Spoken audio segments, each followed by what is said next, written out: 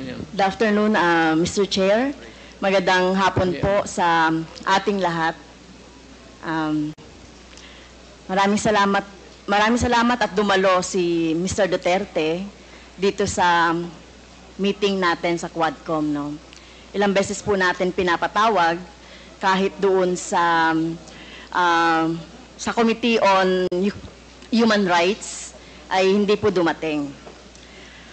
So yung unang tanong ko po, Mr. Chair, ito pong war on drugs, nung panahon po ni Mr. Duterte, sa tingin po ba ng ating resource person, Mr. Chair, may na-accomplish po itong war on drugs? I had to do it because it was demanded of the time. And whether you believe it or not, whether you have the statistics different from ours, the government, it has gone a long way to protect the people, especially the children. Successful po. Successful po ba ang war on drugs ninyo, Mr. Chair? Successful, ma'am. So how do you measure po yung success nung war on drugs?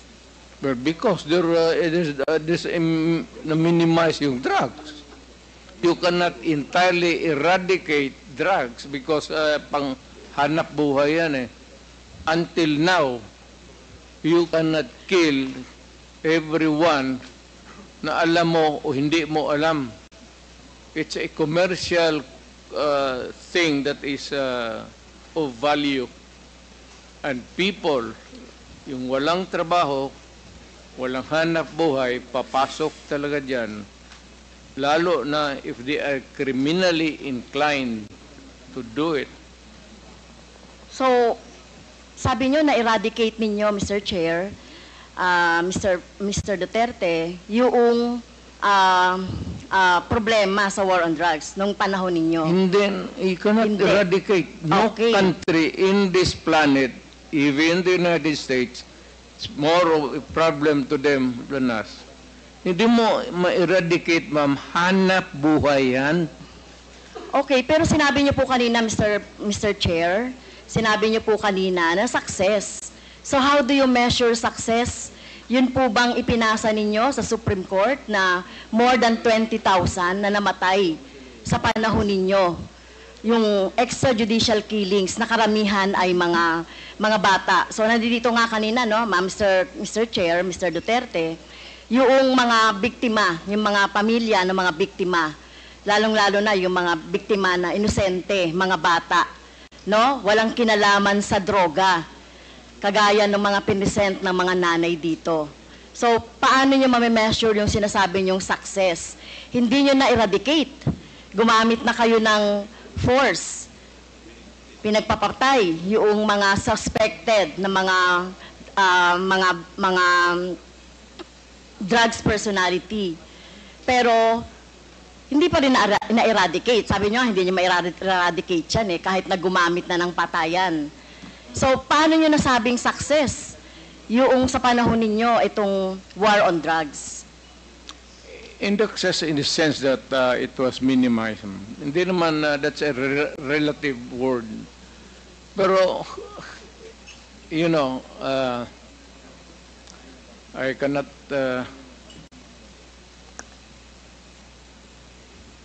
minimize. Basta ginawa ko yung dapat kong gawin sa panahon ko, ma'am. Whether it is really acceptable to all or none at all, ginawa ko yung dapat gawin ko as president at that time. Now, if you are asking for accountability, then if you can, I said, ina-admit ako naman, file the case, and I will go to jail willingly if you can prove the case, because this is a democratic country and there is a democratic process. Even for criminals, and even for a president or mayor who committed a wrong in the campaign against the drug menace of this country. Okay, so sa tingin ko po, Mr. Chair, hindi kayo naging success, no? Sa dami ng napatay na biktima ng EJK, hindi yon, no? Hindi yon yung makikita natin na na-minimize na talaga yung droga. In fact, tama ba to, Mr. Chair, na wala namang mga big fish na nahuli during your time? So, pwede mang magbanggit, Mr. Chair, si Mr. Duterte, na mga big fish, yung mga drug lord, mga nagmamanufacture ng droga during the time. Kasi ang nakita lang natin ay bloody, no? Dugo ng ating mga maliliit, mga mahihirap na mga mamamayan. Pwede ka bang magbanggit, Mr. Chair, si Mr. Duterte, na drug lord o malalaking smuggler ng droga na napatay or nahuli or napakulong sa panahon mo? Ma'am, magtanong ako. Mr. Chair, ako po yung nagtatanong. Point of order. Teka muna. Pwede po sasagutin na lang ng resource person. Mali yung tanong mo eh. So, Mr. Chair, bakit mali po yung tanong ko? Ang tinatanong ko lang po, may nahuli ba kayo na malaking kriminal, mga drug lords, mga nagmamanufacture ng droga sa panahon niyo po? Kasi ang nakita lang ng tao ay yung mga namatay na mga bata, na mga small time, na mga drug addicts, or mga pusher, etc. O meron mang mga LGU na mga mayor, merong iba.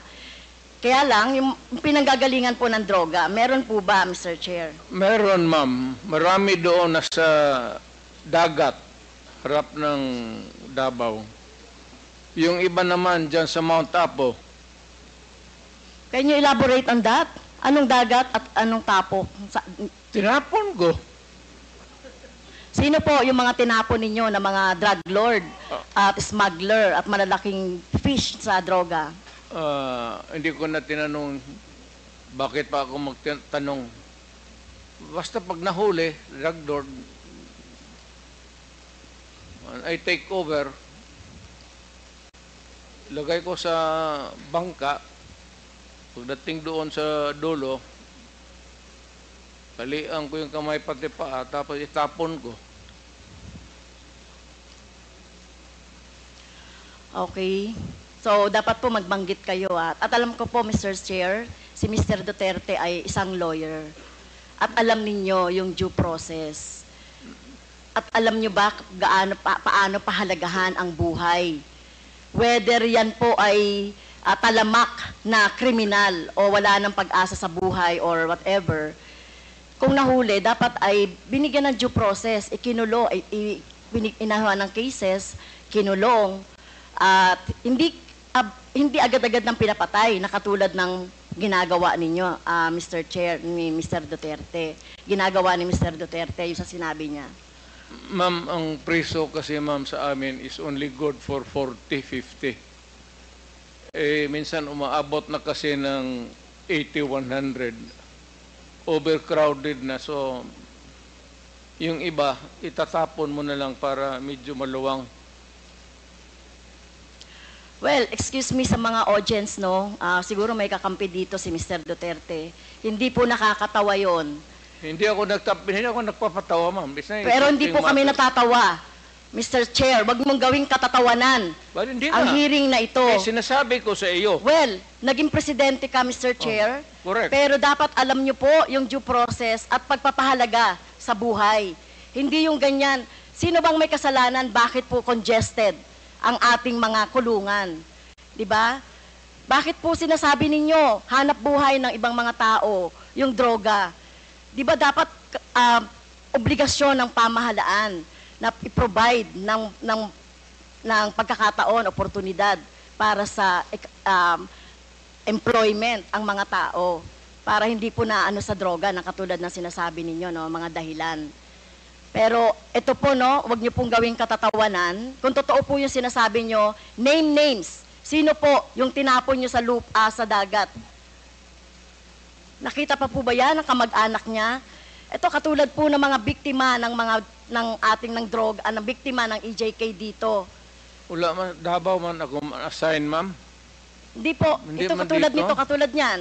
Sinabi po Mr. Chair ng ating ni Mr. Duterte na pag may nahuli siya na sangkot sa droga o malalaking fish, tinatapon niya. So ganun na po ba ka-cheap or wala kayong pagpapahalaga sa buhay ng tao? Kaya sa panahon ninyo ng war on drugs, no wonder 30,000 or less ang namatay sa panahon ninyo. Sa halip na gawin ninyo ay i-rehabilitate, bigyan ng trabaho, pero ang ginawa ninyo sa mga pulis, utusang patayin ang mga biktima ng droga. Tama po ba yun, Mr. Wala Chair? kasi akong trabaho maibigay sa kanila, ma'am, hanggang ngayon. It remains to be a problem.